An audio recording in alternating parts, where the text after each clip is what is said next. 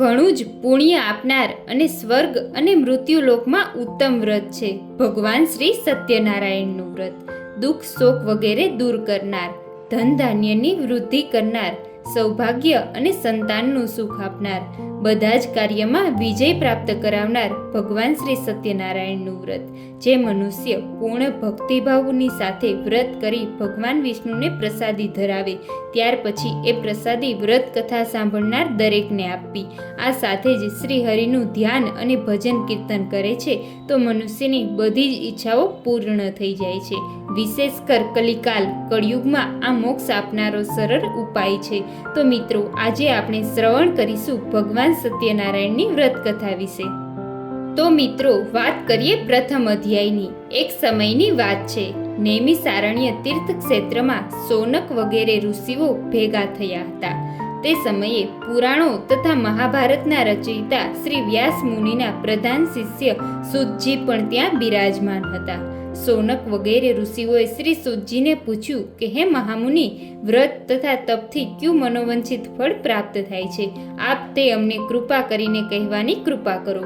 શ્રી સુતજીએ કહ્યું, એકવાર આ જ પ્રશ્ન યોગીરાજ નારદજીએ શ્રી લક્ષ્મીપતિ વિષ્ણુ ભગવાનને પૂછ્યો હતો. એનો જે ઉત્તર ભગવાને આપ્યો હતો તે જ કથા હું તમને સંભળાવું છું. એક સમયે પરોપકારની ઈચ્છાથી બધા લોકમાં ફરનાર યોગીરાજ નારદજી ફરતા ફરતા મૃત્યુલોકમાં આવ્યા. ત્યાં તેમણે ઘણા લોકોને પોતપોતાના પૂર્વજન્મના કર્મ અનુસાર પોતાના દુઃખો ભોગવતા જોયા. એવો કયો ઉપાય જેનાથી લોકોના દુઃખો દૂર થઈ શકે? એવું વિચારીને યોગીરાજ નારદજી વિષ્ણુ લોકમાં ભગવાન શ્રી વિષ્ણુ પાસે પહોંચ્યા. મન વાણીથી આદિ, અધ્ય અને અનંત રહિત, અનંત શક્તિવાળા, સર્વના મૂળ કારણ સ્વરૂપ, નિર્ગુણ છતાં ગુણાત્મા, ભક્તોના દુઃખોને દૂર કરનાર તે દેવોના દેવને જોઈ નારદજી બોલ્યા, હું આપને સાષ્ટાંગ વંદન કરું છું. ત્યારે ભગવાન બોલ્યા, હે ભાગ્યશાળી, તમે શા માટે આવ્યા છો? તમારા મનમાં જે કાંઈ હોય તે સઘળું મને કહો, હું તમને બધું જ જણાવીશ. ત્યારે નારદજી બોલ્યા, હે ભગવાન, પૃથ્વી પર કેટલાય લોકો વિવિધ પ્રકારના દુઃખોથી પીડાય છે. એ દુઃખો દૂર કરવાનો કોઈ આપ સરળ ઉપાય જાણતા હોય તો મને કૃપા કરીને કહેવા માટે નમ્ર વિનંતી કરું છું.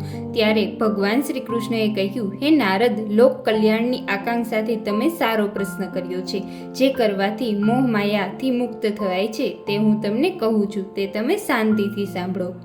મનુષ્ય લોકમાં અને સ્વર્ગલોકમાં પણ દુર્લભ મહાપુણ્ય આપનારું એક વ્રત છે. હે વત્સ, તારા પર પ્રેમના કારણે એ તને હું કહું છું, અને એ છે સત્યનારાયણનું વ્રત. યોગ્ય વિધિ વિધાનથી વ્રત કરવાથી તે તરત જ સુખ મેળવી પરલોકમાં મોક્ષને પામે છે.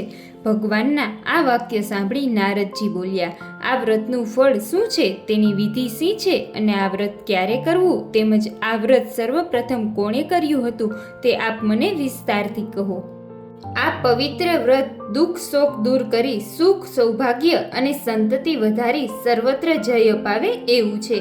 ભક્તિ અને શ્રદ્ધાથી કોઈ પણ દિવસે કે સાંજે બ્રાહ્મણો, વડીલો, ઇષ્ટમિત્રો અને સગાવહાલા સહિત ભેગા મળી શ્રી સત્યનારાયણ ભગવાનનું વ્રતનું પૂજન કરવું જોઈએ.